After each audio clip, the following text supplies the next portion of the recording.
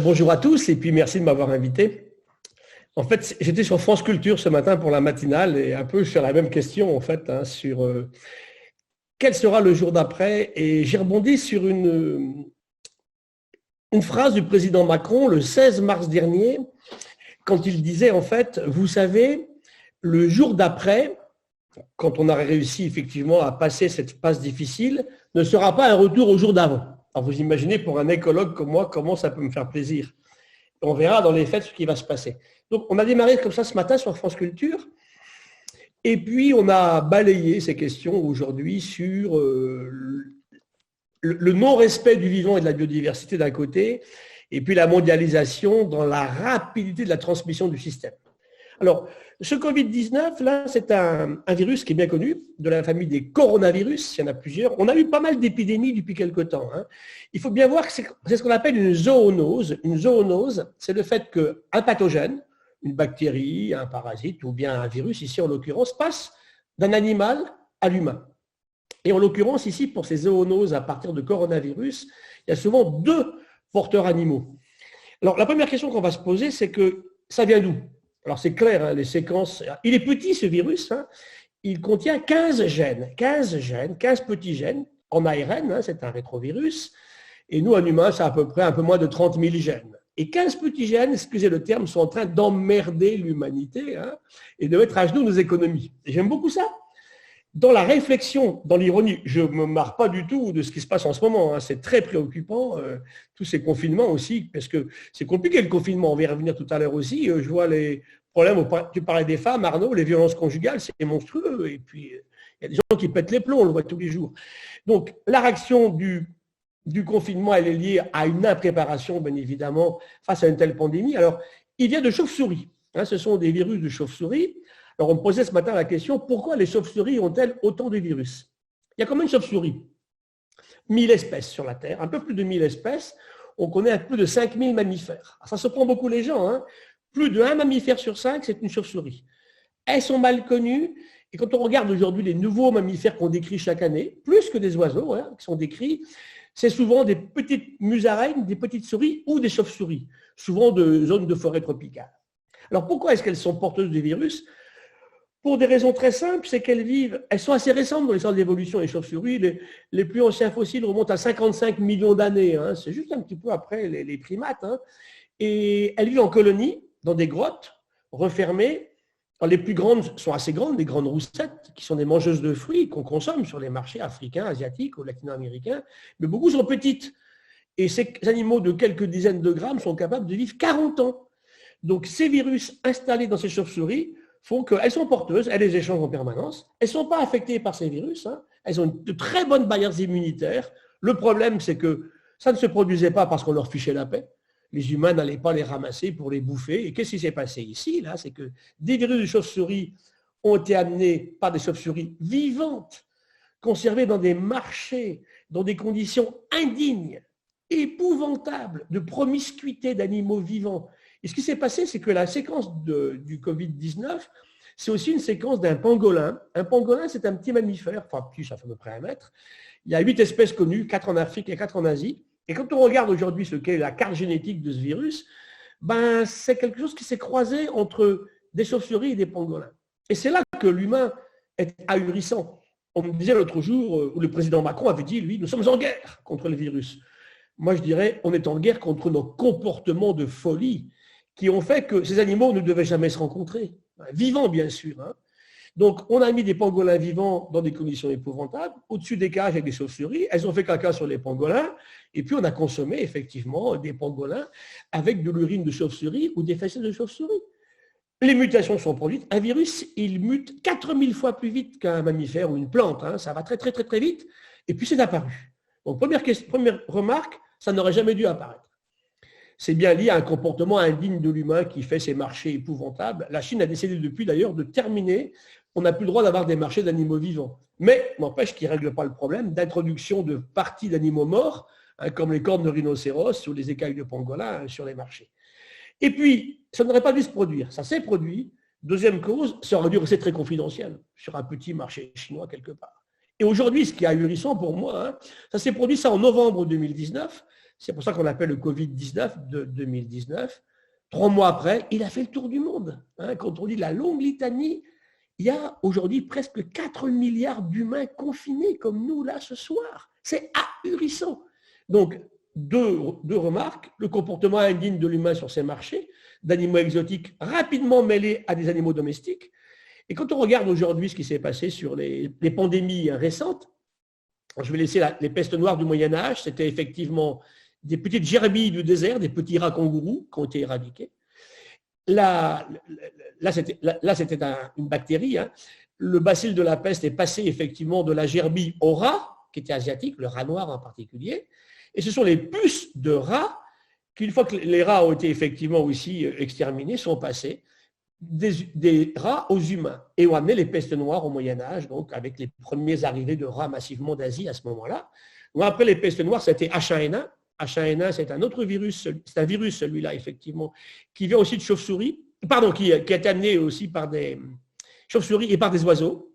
C'est peut-être 50 millions, 100 millions de morts, peut-être, autour du monde. Puis après, on a vécu, après le SRAS en Chine, 2002-2003, autre virus de chauve-souris, cette fois-ci insectivore, pas une mangeuse de fruits.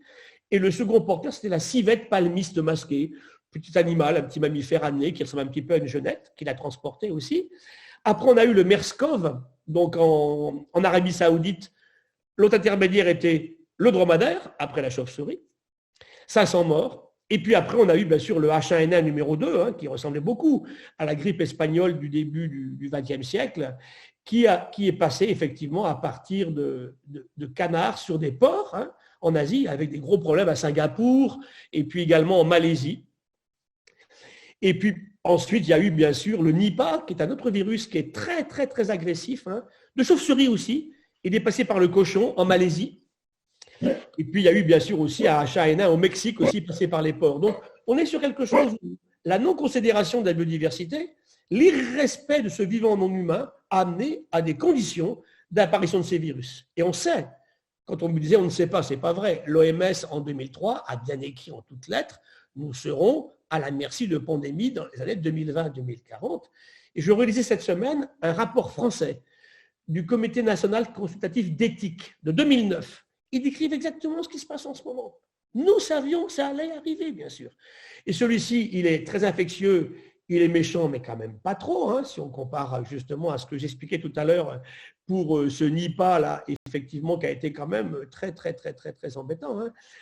Eh bien, c'est qu'aujourd'hui, on est sur des conditions où on peut très bien avoir demain une autre pandémie encore beaucoup plus méchante que celle-là. Pour moi, c'est une dernière alerte aux humains. Arrêtez, excusez le terme, de faire des conneries, mettre en contact des animaux sauvages avec des animaux domestiques dans des conditions absolument lamentables. Et deuxièmement, tout disséminer partout en quelques jours.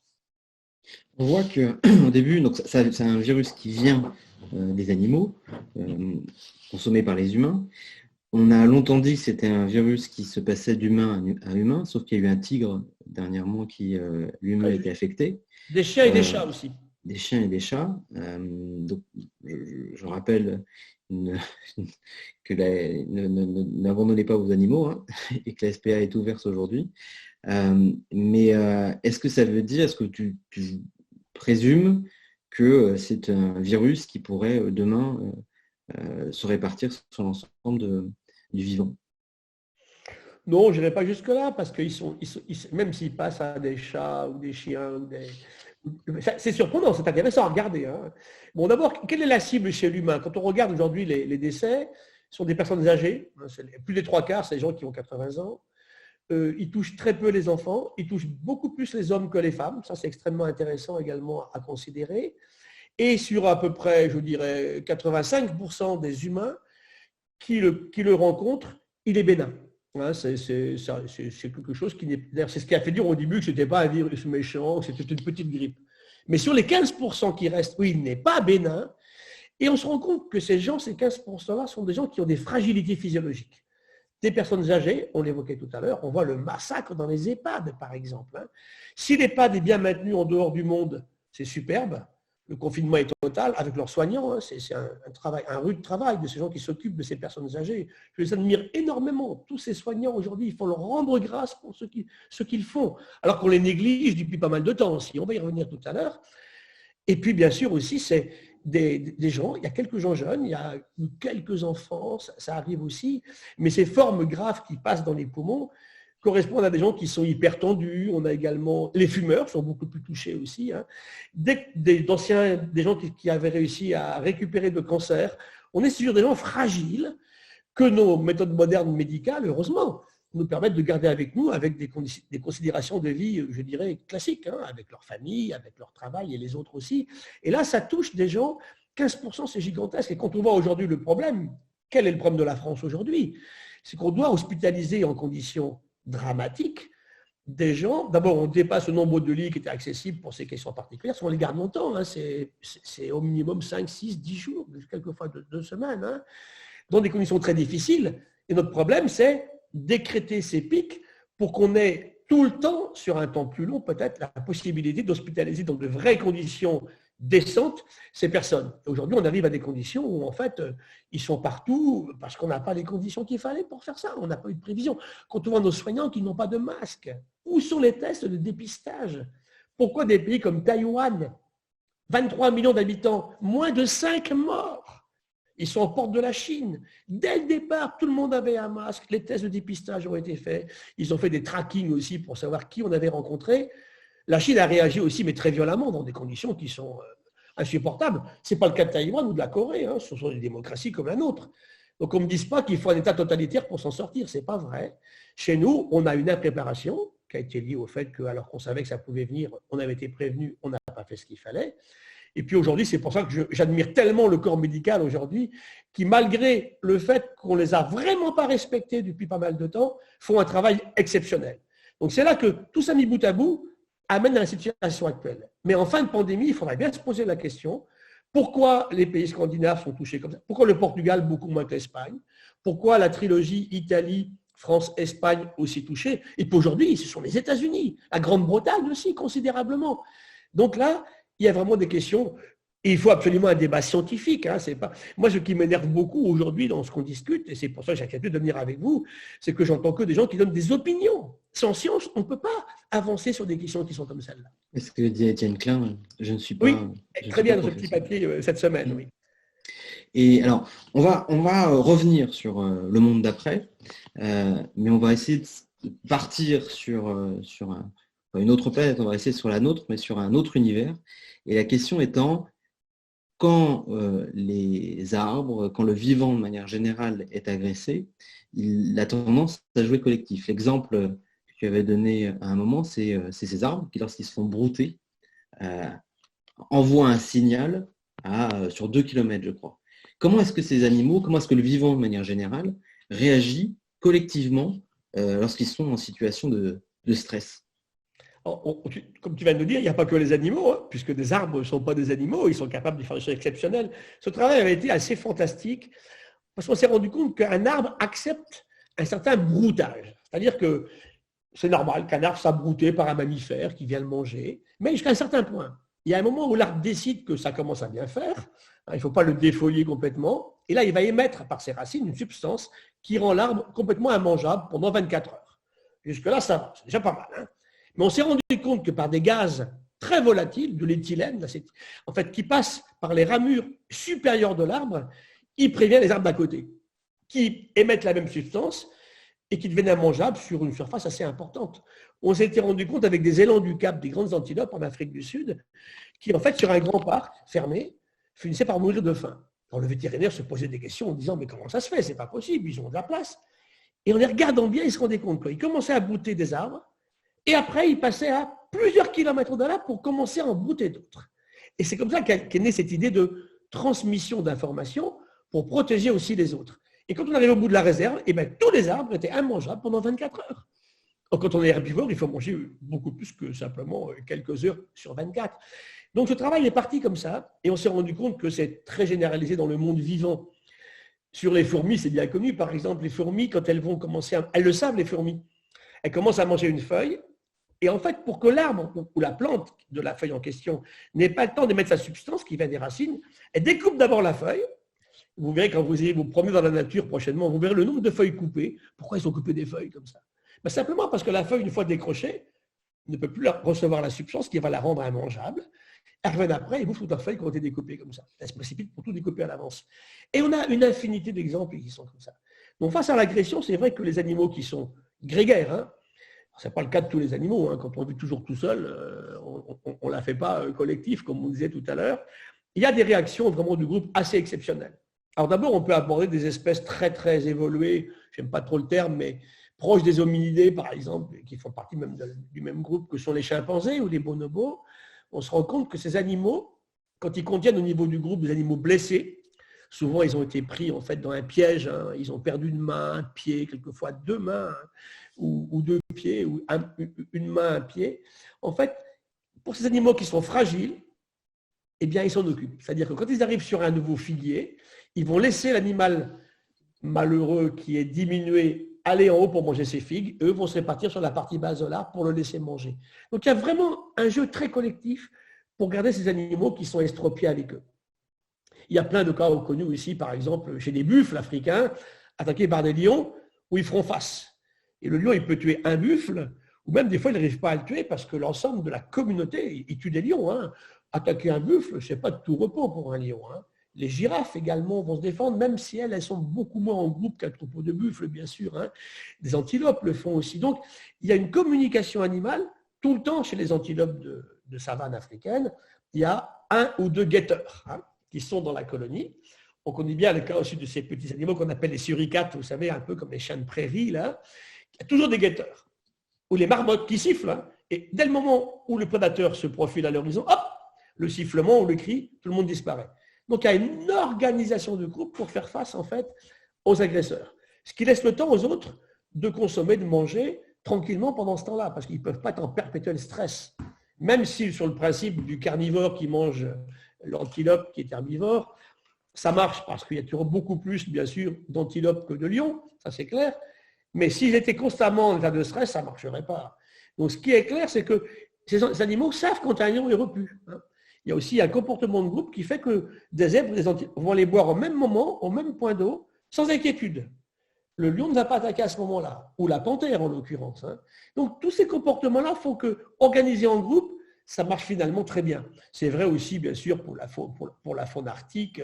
C'est vrai chez énormément d'animaux.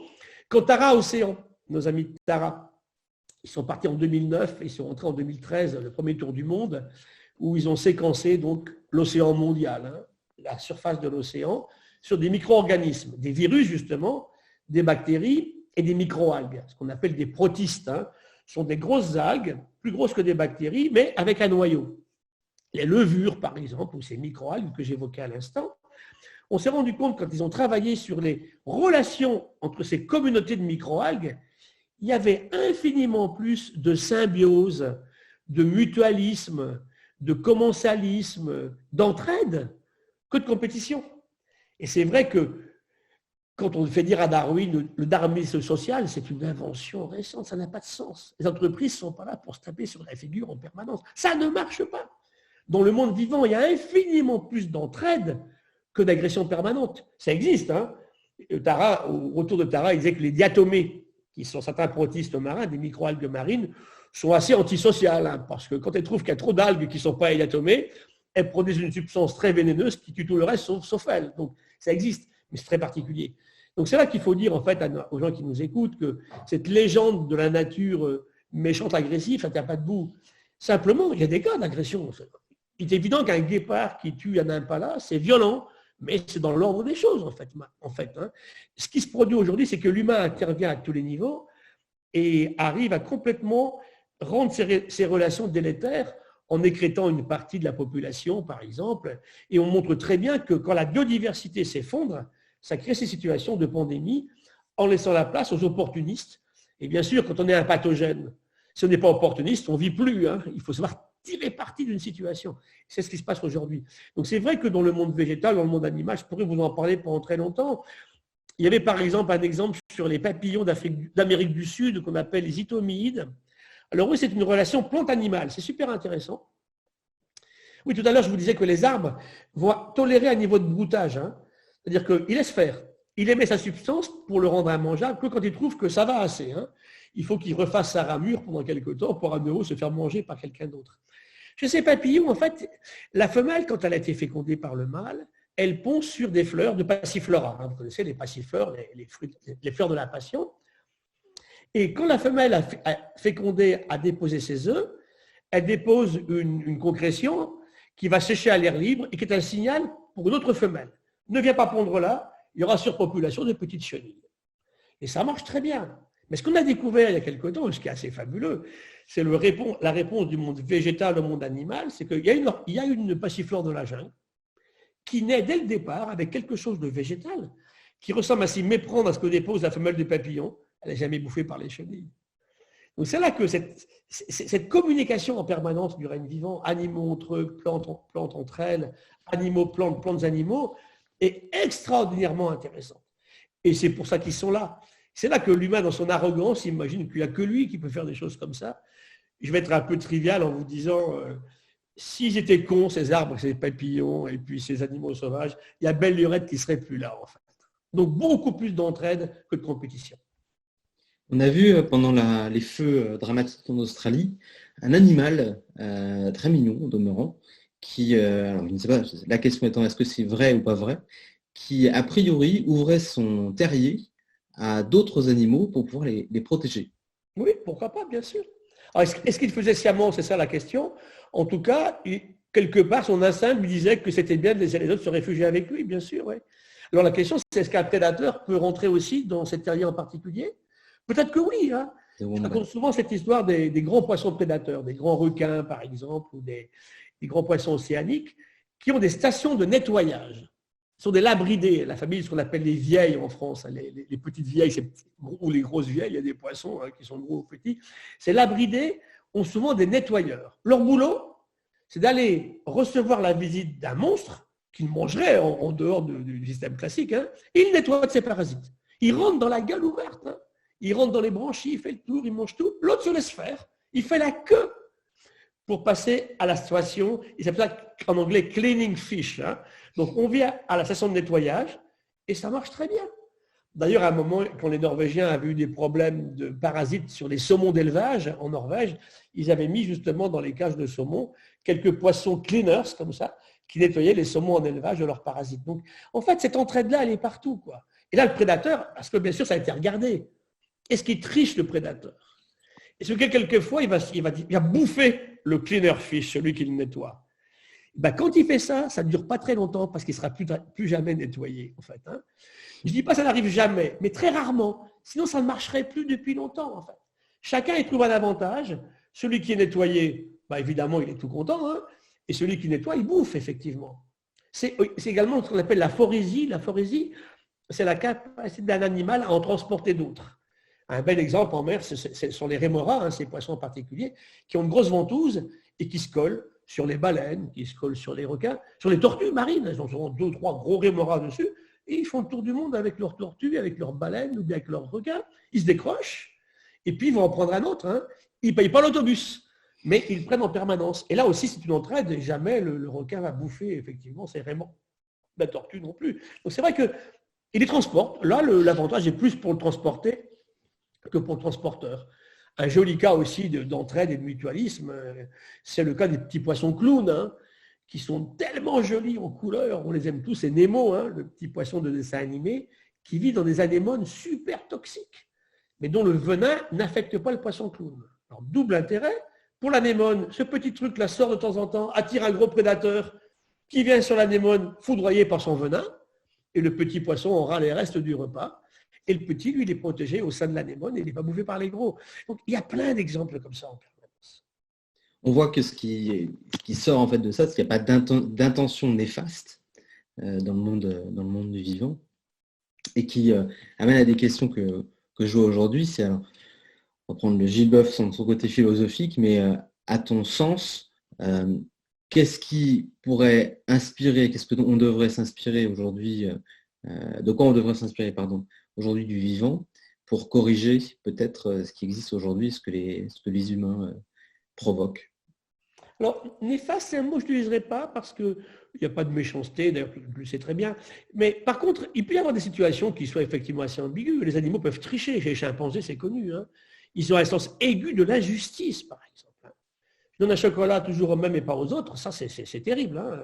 Ils n'aiment pas du tout. Donc il y a aussi des sentiments chez ces animaux qui sont quand même très particuliers. Hein. Quand je vois moi une femelle de chimpanzé qui passe 1 heure pour préparer un outil pour manger un termite, c'est fabuleux ce qu'elle a fait. Quelle est la différence avec l'humain? Quand elle a fini, elle laisse son outil là où il était. On a crié, ramasse ton outil, ça ne marche pas. Donc, il y a des situations où effectivement on peut tricher, on peut profiter d'une situation, mais globalement, vous savez, si jamais les animaux ou les plantes étaient passés par des systèmes systématiques de choses qui seraient néfastes, ils ne seraient plus là en fait. Tout marche en fait dans un système de connexion vivante. Un écosystème, c'est quoi? C'est une construction d'animaux, de plantes, de virus, de bactéries, de champignons et de protistes, construits ensemble pour créer quelque chose, finalement, où tout le monde s'entend et tout le monde a sa place.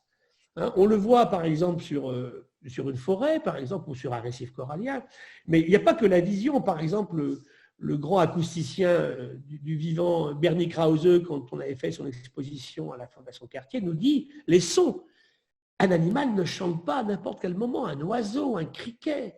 Il y a vraiment toute une symphonie animale qui fait qu'il y a un qui chantera à 9h10, l'autre à 9h17, l'autre effectivement à 10h23. Ce n'est pas les mêmes qui chantent le matin, en milieu de nuit ou au début de nuit. Le drame dans tout ça, c'est que l'humain vient comme ce que disait notre ami Robert Barbeau, hein, le grand écologue, il disait en fait, l'humain c'est un éléphant dans un jeu de quilles. Quand on commence à détruire ces systèmes, ça ne marche plus. Et Krause nous dit souvent que même sur des zones protégées comme le Costa Rica, il dit en fait, il reste des oiseaux. Mais quand on écoute, on voit les arbres, on voit les oiseaux, mais quand on les enregistre, ils ne chantent plus. L'oiseau peut être là, mais il y a trop de désordre. Et quand on fait le spectre sonore de tout l'écosystème, ça peut être en mer, hein, avec des baleines, avec des poissons, parce que là où le monde du silence, ce n'est pas du tout la mer. La mer n'est pas du tout silencieuse, au contraire. Le son se propage très bien dans l'eau. Et bien ça marche dans un système organisé. Et c'est là qu'on peut avoir des énormes trous dans tout le spectre sonore qui est là. Hein. Il y a des fréquences où il n'y a plus personne, parce que justement ça a été détruit. Et Krause nous dit, je lis sur un sonogramme, hein, comme sur une photo finalement, je lis le désordre et je lis la pollution. Donc c'est tout ça qui fonctionne de façon globale. Donc de quoi pourrait-on s'inspirer? Clairement, de l'harmonie des systèmes finalement. Du fait qu'il y a effectivement à nos yeux des méchants, des gentils, ça ne marche pas comme ça. Sinon, il y a belle lurette que ça ne marcherait plus. Si on trichait tout le temps, ça ne marcherait plus non plus. Il y a une organisation générale qui fait que le vivant est organisé. Alors, ce qui est intéressant aujourd'hui, c'est qu'on se rend compte que toutes les espèces n'ont pas la même valeur fonctionnelle dans un écosystème. Ça, c'est une notion assez récente, il y a une vingtaine d'années, ce que les Anglais appellent en fait les keystone species. Nous, on pourrait dire les clés de voûte. Il y a des espèces beaucoup plus importantes de façon fonctionnelle dans l'écosystème. L'éléphant, c'est un bel exemple. Le castor aussi. Hein, il y a un Américain qui avait travaillé sur un morceau de plage aux États-Unis où pendant 30 ans, hein, toujours, il y avait 357 espèces. Des mollusques, des crustacés, des poissons sur son morceau de plage. Puis il s'est mis un jour à enlever tous les individus de certaines espèces, jusqu'au jour où il a enlevé tous les individus d'une étoile de mer. Et en 6 mois, son écosystème à 357 espèces a basculé vers que des moules ou que des balades. Vous savez, les balades, c'est ces petits crustacés qui vous font mal aux pieds, qui vont marcher sur les rochers. Ce qui veut dire que l'organisatrice de tout l'écosystème de ce morceau de plage, c'est l'étoile de mer. Et ça, c'est très important pour nous de mettre ça en évidence. Si l'éléphant s'en va, il y a plein d'espèces qui partent avec. Le castor, ça a été montré aussi, il est très important dans un écosystème. Le retour du castor s'accompagne de choses extraordinaires. Les prédateurs aussi. Quand les loups ont été ramenés au Yellowstone, par exemple, hein, c'était spectaculaire sur le contrôle des grands cerfs wapitis et puis sur le bien-être des arbres. Du Yellowstone, on a vu une végétation incroyable se redévelopper. Le loup avait sa place, comme le wapiti avait sa place, comme le bouleau avait sa place, comme tout le monde finalement avait la sienne dans l'écosystème. Également, l'humain vient et casse tout ça, ça ne marche plus. On l'a vu qu'à l'outre de mer, par exemple, aux Aléoutiennes, dans la mer du sud de l'Alaska. Donc, il n'y a pas de nuisibles. Il n'y a pas de nuisibles. Non, pour moi, non. C'est une invention de l'humain. Comme je dis souvent, en plus, franchement, les dieux auraient inventé des trucs bien avant que les humains n'apparaissent pour les emmerder. Ça ne marche pas comme ça. C'est l'humain qui a une vision du nuisible. Mais vous savez que ce terme de nuisible était dans les manuels scolaires, j'ai trouvé jusqu'en 1966. On apprenait à nos petits-enfants, filles et garçons, il y a des animaux qui sont méchants et nuisibles, des animaux gentils et bons pour l'humain. Ça n'a pas de sens. Et dans le cas des chauves-souris, si je reviens au coronavirus, ce n'est pas la faute des chauves-souris.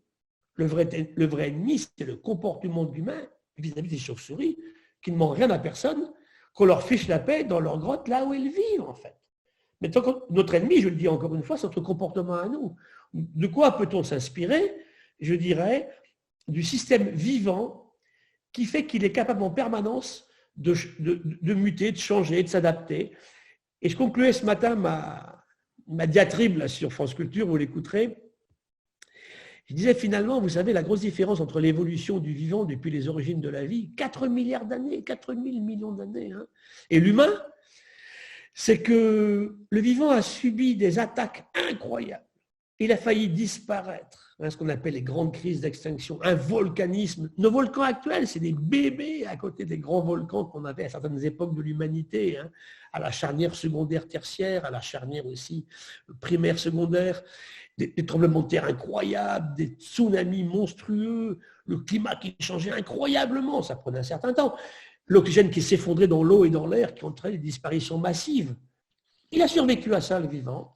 Et malgré ces crises-là, en fait, tout a toujours été en augmentation, jusqu'à à peu près 2 siècles. Là, je pense qu'on a dû atteindre peut-être le maximum d'espèces vivantes sur la Terre au même moment. Là, maintenant, ça se passe moins bien parce qu'on détruit les écosystèmes. Et ce qui est intéressant de regarder, c'est que pourquoi le vivant a réussi à survivre? Pourquoi il a pu s'adapter? Parce qu'il a toujours changé. Et nous, on ne change pas. Donc, si on ne change pas, on ne pourra pas s'adapter. Des questions qui sont un peu violentes, mais qui sont tout à fait sensées, qui est de dire finalement, pourquoi est-ce que l'homme a été créé, mais quel est notre rôle dans tout ça? Est-ce que la place de l'homme, alors je vais le dire avec des mots encore plus durs, mais est-ce que la place de l'homme n'est pas une forme de virus sur cette terre? Comment est-ce que tu vois en fait, ou est-ce que simplement, je vais donner une clé de conversation qu'on a déjà eue, ou est-ce que simplement c'est que la manière dont on voit le monde, elle est humaniste, c'est-à-dire qu'on place l'homme et le reste autour, et peut-être qu'il faut déplacer l'homme dans l'ensemble de cet écosystème. Bien sûr, en économie aussi, notre économie est beaucoup, beaucoup trop anthropocentrée. C'était notre ami Jacques Weber, hein, qui était un grand sociologue, anthropologue, économiste, qui disait effectivement, passons à une économie beaucoup plus écocentrée qu'anthropocentrée. L'humain est dedans. Comme je dis souvent, on me dit oui, mais l'humain est à part. Alors, attendez, ne faites pas dire ce que je n'ai pas dit. L'humain, d'abord, est un animal. On le voit très bien, ces gens, ils meurent de quoi durant le coronavirus? Des détresses respiratoires. Donc, si on ne respire pas, on n'est plus là. C'est bien une fonction d'animal d'aller chercher de l'oxygène à l'extérieur. Donc, on boit, on mange, on respire, on se fait des câlins. Tout ça, c'est profondément animal, c'est clair. On n'est pas que ça, puisqu'on en parle ensemble aujourd'hui ici. L'humain est très particulier dans sa capacité qu'il a pu acquérir au cours des temps, hein, depuis 3 millions d'années, de réfléchir à tout cela en se posant des questions existentielles. Qui suis-je? D'où je viens? Où je vais? Mais surtout, ça a amené à une époque récente à une situation où on a oublié qu'on était dans le vivant et la biodiversité et pas à côté. Et pour nous rabattre le caquet, je répète toujours la même chose, un humain, c'est au moins autant de bactéries que de cellules humaines. Et ce dialogue entre nos bactéries de notre corps, dans le tube digestif, partout, sur la peau, dans les cheveux, les trous de nez, est constant. Si ce dialogue ne va pas bien, c'est très grave pour l'humain. Les bactéries d'un obèse ne sont pas du tout les mêmes que les bactéries d'un type svelte. Dès que ce dialogue-là ne va pas bien, on est tous entrelacés. C'est un très beau livre d'Éric Batteste, un collègue qui est professeur aussi à Sorbonne Université, qui a écrit ça il y a 2 ans, où il nous dit, en fait, tout est profondément entrelacé. Marc-André Sellos a fait un très joli livre qui s'appelle « Jamais seul » sur les arbres. Il montre comment on est sans arrêt dans une communauté extrêmement intime de contact avec ce vivant. L'humain n'est pas seul et unique. Deuxième remarque, vous regarderez avec tendresse votre prochaine prise de sang et vous verrez que sur votre prise de sang, je ne sais pas s'il y a des médecins qui m'écoutent, il y a sodium, potassium, chlorure. C'est intéressant ça. C'est quoi? C'est notre mère ancestrale. Pourquoi avons-nous dans notre sang tous 140 millimoles de sodium et puis 105 millimoles de chlorure? quelques millimoles de potassium. L'océan, c'est 11. Nous, c'est 3, 4. Et c'est là que, acceptons notre appartenance d'abord au monde physique dans lequel on est, à l'océan, au départ, et puis au monde biologique. Qu'est-ce qu'on mange? Que du biologique. On ne mange pas un cristal de quartz, ça ne marche pas, hein, ou un morceau de ferraille. On ne coopère qu'avec du vivant. Si on ne coopère pas, on n'est plus là. Quand un bébé humain naît au moment de la rupture de la poche des os, s'il y a des femmes qui m'écoutent qui ont eu des bébés, elles vont se rappeler. C'est le moment très précis où ce bébé humain, il entre en contact avec la biodiversité de la Terre. Il n'est pas à côté, il est dedans. Et ce bébé, il met 2 années à stabiliser sa flore. Et souvent, les gens qui me connaissent rigolent parce que je termine toujours par une image d'acarien dans un lit humain le matin. Parce qu'on a dormi dans ce lit, on a entre 1 et 2 millions d'acariens par lit. Ben, c'est comme ça. Alors on me dira, mais c'est moche, vous avez vu comme ils sont laids, ils ont des épines, ils ont des poils. Ben oui, ce sont nos critères à nous. N'empêche qu'ils sont ravis, hein. Ils mangent nos cellules de la peau qui fichent le corps pendant la nuit, nos poils, nos cheveux, ils mangent toutes les humeurs qu'on trouve dans un lit humain le matin, après différents ébats. C'est tout ça en fait, hein. On est dedans, donc arrêtons de nous imaginer sortis de ce système. Parce que dès le moment où on va admettre ce que je vous dis là, eh bien, dès le moment où on va agresser ce vivant non humain, on s'auto-agresse. Et c'est ce qui se passe aujourd'hui. Et ces pandémies sont une émanation de tout ça, bien sûr. Je finirai sur les séquences de gènes, hein. Je parlais tout à l'heure du virus. 15 gènes. Si je compare nos gènes aujourd'hui, je parle de la partie codante de l'ADN, hein, entre un humain et une microalgue du plancton. 30% en commun. 30%, c'est quand même pas mal. Avec une mouche, les 2 tiers sont les mêmes. Avec un chimpanzé, 98%. Avec une banane, 60%. Alors, quand vous mangerez une banane la prochaine fois, vous la regarderez avec un peu de tendresse. On appartient au même monde. Et c'est ça qu'on a oublié. Il faut vraiment ça l'enseigner, d'éducation. Mais malheureusement, il n'y a pas de cours de biodiversité. À l'École nationale d'administration. Il n'y a pas de cours de biodiversité. Il y a des cours de biologie, mais il n'y a pas de cours de biodiversité. Il faut démarrer à l'école maternelle, à l'école primaire, continuer après au collège, au lycée, dans les grandes écoles d'ingénieurs, pour tout le monde, y compris chez nos amis qui font des formations professionnelles. Au contraire, hein, quand on se blesse, c'est ce qui va se passer. Pourquoi il faut réagir comme ça et pas comme ça? Je pense que dès le moment où on aura ce respect du vivant qui nous entoure, on va l'admirer, on va l'aimer, on va chercher à comprendre et ça changera tout. Mince, j'ai perdu la question justement que je voulais te poser là-dessus. Si, je l'ai. Et donc, dans la pratique, donc demain, on sort du confinement, on arrive sur le jour et les jours d'après.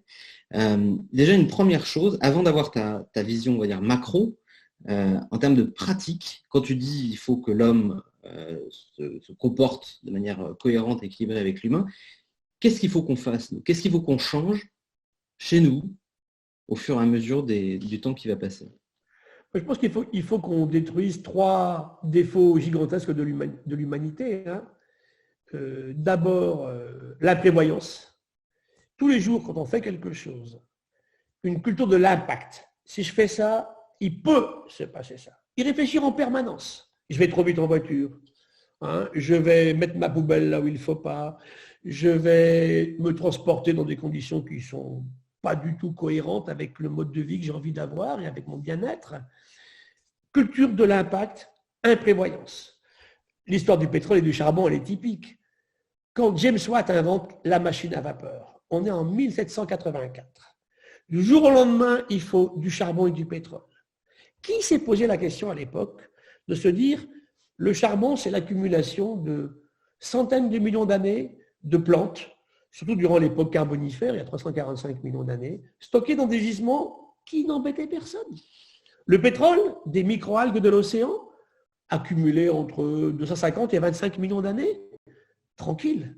Là, on va les chercher et on les remet dans le système. Qui s'est dit à l'époque, mais est-ce que c'est bien ce qu'on fait là? C'est Arrhenius, plus d'un siècle après, un prix Nobel d'ailleurs, qui dira, je ne sais pas si c'est très bien ce qu'on fait là. Et quand on réfléchit aujourd'hui au changement climatique et au fait que tous ici, on est dans une pièce confinée, je suppose, à ce soir, tous, on respire de l'air avec du CO2, et la moitié de ce CO2 a plus de 100 ans. Donc ces histoires-là, on ne va pas les régler en 10 minutes. Hein. Et ça, c'est vraiment très, très important d'y réfléchir en permanence. Imprévoyance, arrogance. Et là, chez l'humain, c'est surtout le mal, c'est surtout l'homme. L'homme a toujours... Regardez ce qu'on fait aux femmes, comment on les traite aujourd'hui. Je relisais le texte hier de notre ami Colin Serrault, magnifique, sur la maltraitance des femmes dans le monde du cinéma. Elle raconte des choses qu'on connaît tous, mais qu'on laisse faire. Hein. Réfléchissez à la vie d'une femme dans le métro parisien, en SDF, comment elle vit, dans l'agression perpétuelle.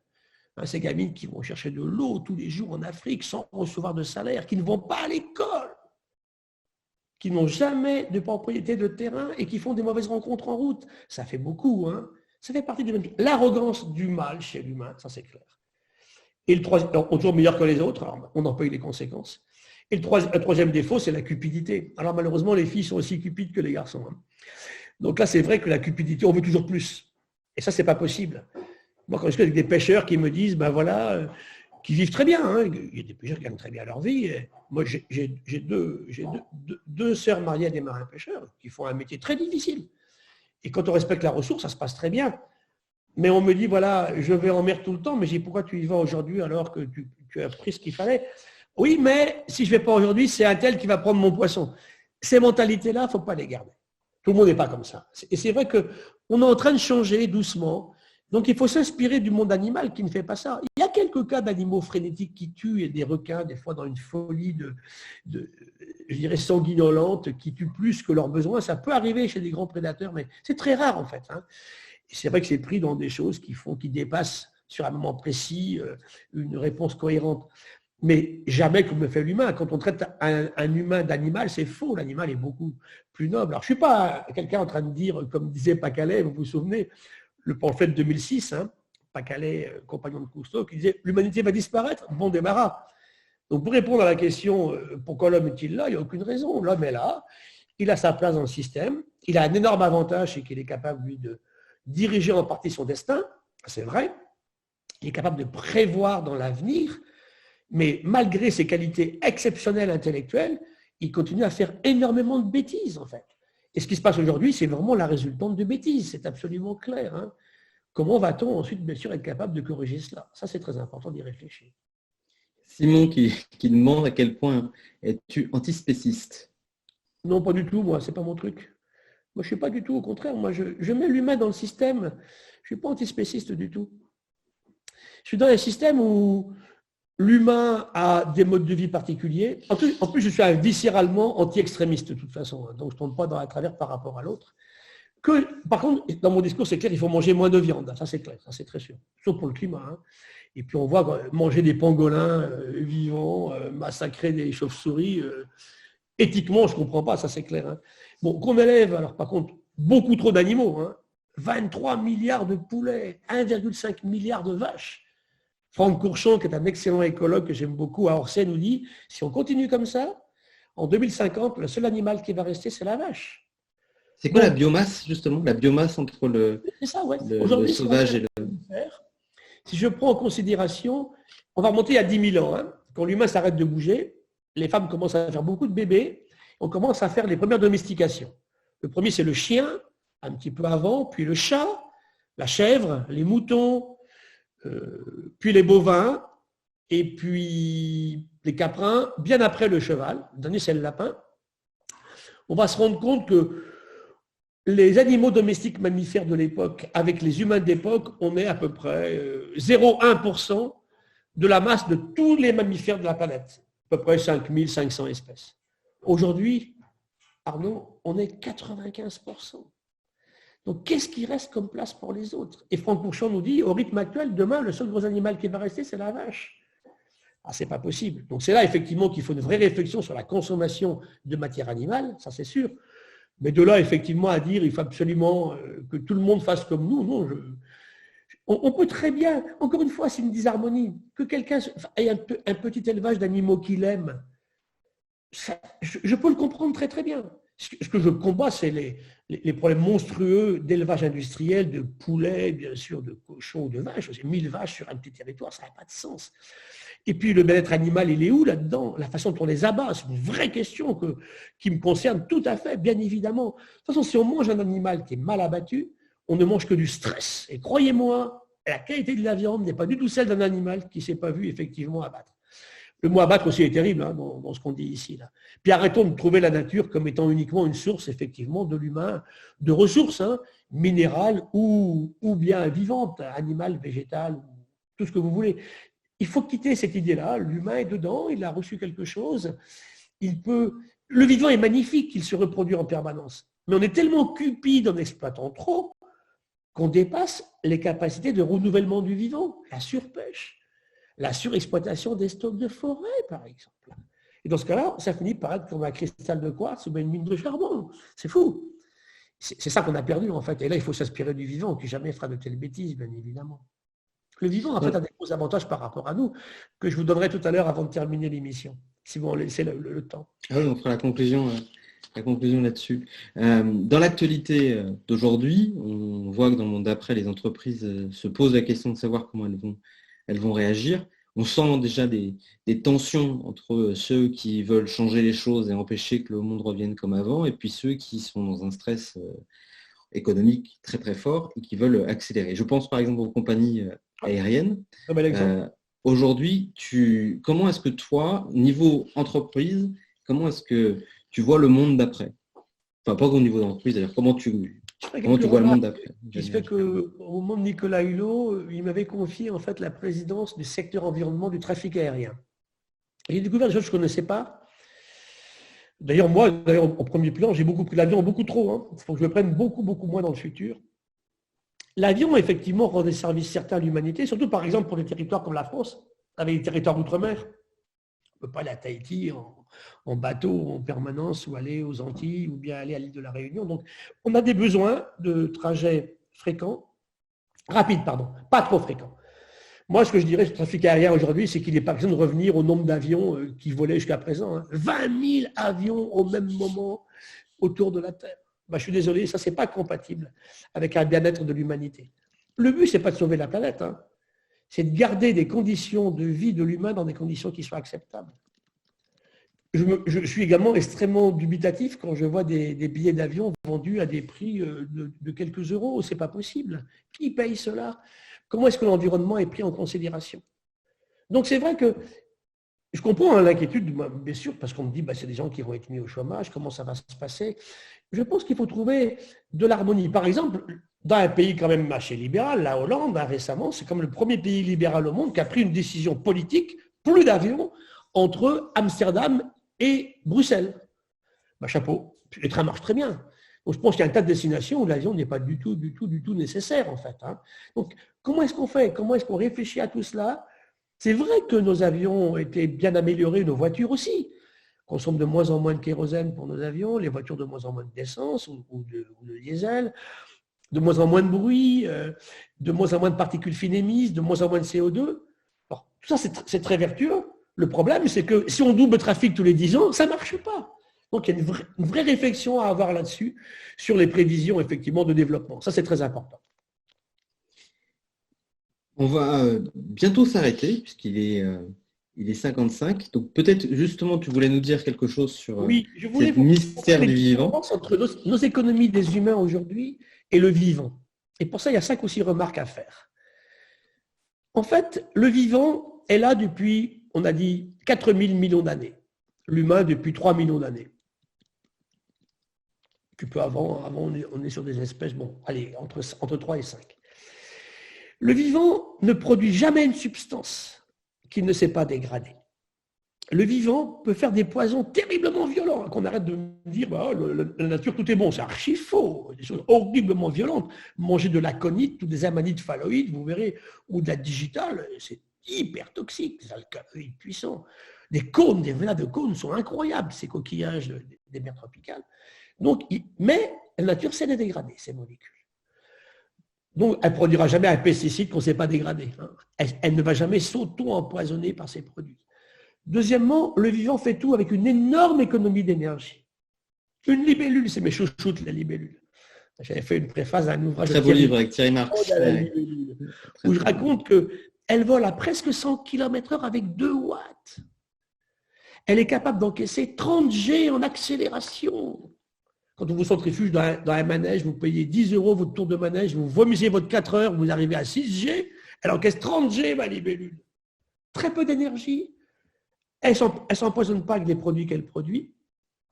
Ensuite, elle fait ça pour tout le monde, y compris pour les gilets jaunes, pas que pour certains. C'est très important de prendre ça en considération. Elle évolue en permanence, elle change en permanence, cette nature vivante. C'est très important, ceci, bien sûr, de prendre ça en considération. Et puis aussi, on a vu qu'elle est beaucoup plus dans un système de coopération, d'entraide, hein, que ce qu'on pouvait imaginer différemment. Tout ça, finalement, nous amène à réfléchir sur quelque chose qu'elle est bien supérieure à nous, en fait. Et surtout, je terminerai là-dessus, la nature optimise en permanence. Elle ne maximise jamais ni les coûts, ni les profits. Et ceci a permis à ce vivant qui accepte de changer en permanence, d'évoluer, de s'adapter à des conditions incroyablement changeantes, d'être toujours là, en fait. Donc, ma conclusion est claire. Cette économie actuelle qui nous a amenés dans le mur, dans lequel on se trouve aujourd'hui, qui consiste à gagner de l'argent, à faire du profit en détruisant la nature et la biodiversité, en la surexploitant, c'est terminé. Sinon, écoutez, là, c'est pas Calais qui aura raison. Si on continue effectivement la prochaine pandémie, c'est tout. Est-ce qu'il faut qu'une dernière question, parce que je vois qu'il y a plusieurs questions là-dessus, est-ce que la clé finalement, c'est pas l'éducation? Si, c'est pas l'éducation qui est la crise, c'est le manque d'éducation en fait. Mais dans l'éducation, je vais insister sur une chose importante vis-à-vis de nos enfants, de nos jeunes. Hein. Moi, j'enseigne, je suis enseignant, c'est ma fonction de base. Hein. J'enseigne à l'école de médecine, dans les écoles vétérinaires, à AgroParisTech, en écologie à Jussieu. Maintenant, à Sciences Po Paris, ça c'est des cours qui sont intéressants pour moi, où j'ai un cours qui s'appelle de l'histoire naturelle à l'économie des hommes. La chose importante, c'est non seulement il faut donner des connaissances sur de la science, science-based, quand j'entends les nombres de conneries incroyables, le virus a été inventé par l'Institut Pasteur, mais qu'on m'explique pourquoi et comment. C'est monstrueux. 20% des Français croient à des conneries comme ça, c'est pas possible. À côté de ça, donc, l'éducation scientifique, c'est vrai, des connaissances, mais aussi, et c'est vrai que c'est important pour nos jeunes, de l'esprit critique. Et ça, je pense que l'enseignement aujourd'hui chez nous ne développe pas assez l'esprit critique. On ne va pas emmagasiner de la connaissance comme ça. Oui, et c'est pour ça qu'aujourd'hui, dans ces fake news, nos jeunes doivent être capables. Ça, c'est du pipeau, ça, c'est vrai. Et pour ça, il faut qu'on les aide. Et c'est vrai que la meilleure aide, c'est ce que disait Étienne Klein hier encore, où on découvre un tas de gens qui se découvrent en fait scientifiques, alors qu'ils ne sont pas du tout. Je ne veux pas un monde dirigé par la science, ça ne marche pas. Il faut les décideurs, mais qui devraient écouter beaucoup plus les scientifiques, ça c'est extrêmement important. Et c'est là qu'on a vraiment, au niveau aujourd'hui de la distribution de nouvelles totalement farfelues, des inquiétudes à avoir. Ce qui veut dire, là je vais prêter pour ma paroisse, qu'on ne supprime pas dans nos lycées en France l'enseignement des sciences de la nature, des sciences de la terre et des sciences de la vie, comme c'est en train de se passer en ce moment. Sinon, on perdra cet esprit critique. Très bien. Alors, restez encore connectés quelques secondes. D'abord, je voulais te remercier, Gilles, d'avoir participé à ce talk. Sachez que ces talks-là, ils sont possibles et réalisables par Mo, par Madines, par Hello Tomorrow, par So Good, par Make Sense. Et par School Lab. Merci à ces partenaires-là qui nous ont fait confiance pour enclencher cette dynamique. Donc je vous dis, le prochain talk sera avec l'amiral François Dupont, qui est le commandant du sous-marin SNLE, donc c'est un sous-marin nucléaire, le commandant François Dupont, qui va nous parler du respect de soi, du respect de la création de l'autorité, une forme d'autorité extrêmement bienveillante. Ça va être vraiment passionnant. Donc c'est la semaine prochaine, jeudi, à 12h30. Puis, il y aura Bertrand Picard. Si vous voulez avoir toutes les actualités, vous pouvez vous inscrire sur la newsletter de Mo pour recevoir toute notre actualité. Un immense merci, Gilles Boeuf. Je vais vous demander à tous de rouvrir vos micros et d'applaudir grandement M. Gilles Boeuf, le professeur. Merci, Gilles.